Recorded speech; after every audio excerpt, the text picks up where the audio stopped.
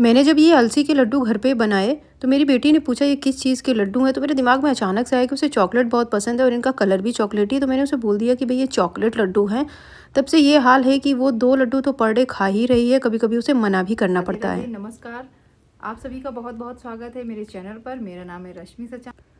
और इस बार जो मैंने रेसिपी शेयर करी आप लोगों के साथ में, ये इंटरनेट पर आपको आसानी से नहीं मिलेगी, या फिर कह सकते हैं कि नहीं मिलेगी। और ये हमने बनाया है यहाँ पे 2 कप अलसी के साथ में। इसमें हमने खोया भी डाला है, जिसकी वजह से इन लड्डुओं का जो टेस्ट है वो किसी भी मिठाई से भी ज़्यादा अच्छा आया है। और ये इतने सॉफ्ट, इतने स्वादिष्ट हैं कि ये रेसिपी बनाने से लेकर के अब ये वीडियो डालने तक मैं 2 बार ऑलरेडी बना चुकी हूँ अलसी के लड्डू। तो यहाँ पर हमने 1 कप ले लिया था, उसी से 2 कप नाप लेना है। आप कोई कटोरी, कोई गिलास इस तरीके से नाप कर बनाओगे तो बहुत आसानी से लड्डू बनते हैं और बिल्कुल भी माप नहीं ख़राब होगा। इनको हमने यहाँ साथ में ही हमने ले लिया है उसी कप से 2 कप के जितना आटा। अलसी को जैसे हम तिल भूनते हैं धीमी धीमी आंच में, वैसे ही भूनना होता है धीमी आंच में, जब तक कि अलसी चटकने ना लग जाए। इसे अलसी को बिल्कुल भी कच्चा नहीं खाना चाहिए। प्लस अगर आप अलसी अच्छे से नहीं भूनोगे धीमी आंच में तो बाहर से जल जाती है, अंदर से कड़वी रहती है। इसी कारण है कि ज़्यादातर लोग अलसी खाना कम पसंद करते हैं। बट अगर आप इस तरीके से खाओगे तो अलसी, आप बहुत सारी अलसी खा लोगे।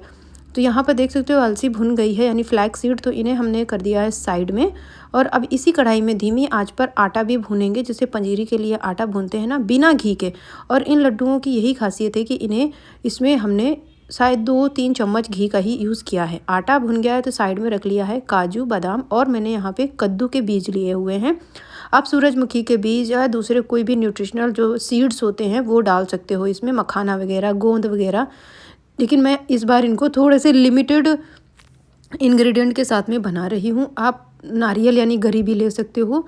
यहाँ मोटा मोटा तोड़ लिया है काजू और बादाम को। अब 2 कप के जितना ही गुड़ को बारीक बारीक तोड़ करके ले लेना है। मोटा मोटा तोड़ के आप नहीं नापिएगा, बारीक तोड़ना फिर नापना। 2 कप अलसी, 2 कप आटा, 2 कप ही गुड़ लगेगा इसमें। अब आप देख सकते हो अलसी जब पूरी तरीके से ठंडी हो जाए तो मिक्सी में डाल के हम इसे पीसेंगे। पहले तो ये बहुत आराम से पिस जाएगी, इस तरीके का आटा जैसा, पाउडर जैसा अलसी का बन जाएगा। आप इसे ऐसे भी बना सकते हो, लेकिन अगर अलसी का हम तेल निकालेंगे तो ज़्यादा अच्छा रहेगा। तो बीच बीच में रोक करके चम्मच से मिलाते मिलाते और पल्स मोड में मिक्सी को चलाते हुए इस तरीके से आप थोड़ा थोड़ा करके पीसोगे ना, तो अलसी जो है वो तेल छोड़ देगी। अब आप देख सकते हो इसका कलर बिल्कुल चॉकलेट जैसा हो गया है कलर। यहाँ पर 1 कप हमने खोया लिया है, इसे मैंने घर पर पैकेट वाले दूध से ही बनाया है।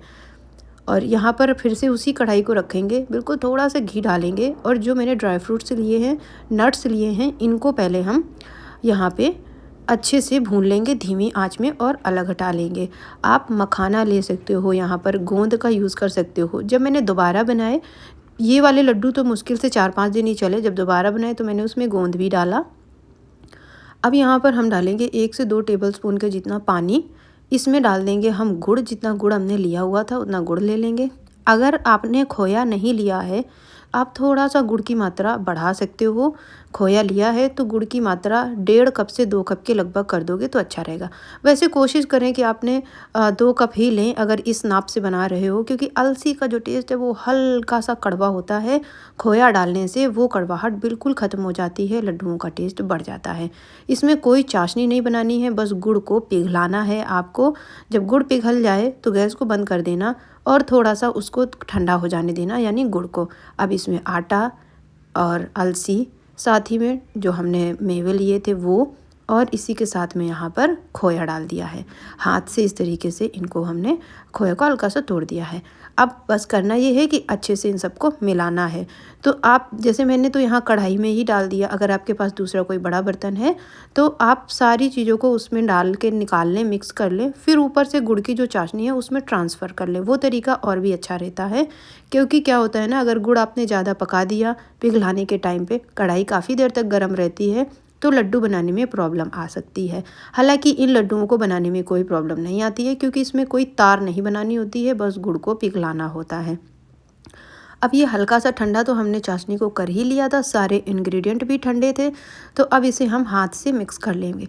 अलसी के लड्डू आप बनाओगे, आपको पहले लगेंगे बहुत ही जो है गीला हो गया है मिश्रण, लेकिन जैसे ही घी जमता है, अलसी का जो तेल है वो सर्दियों में जमता है, तो ये बहुत ही सख्त हो जाते हैं। अब आप देख सकते हो कितने शानदार, कितनी आसानी से ये अलसी के लड्डू बन जाते हैं।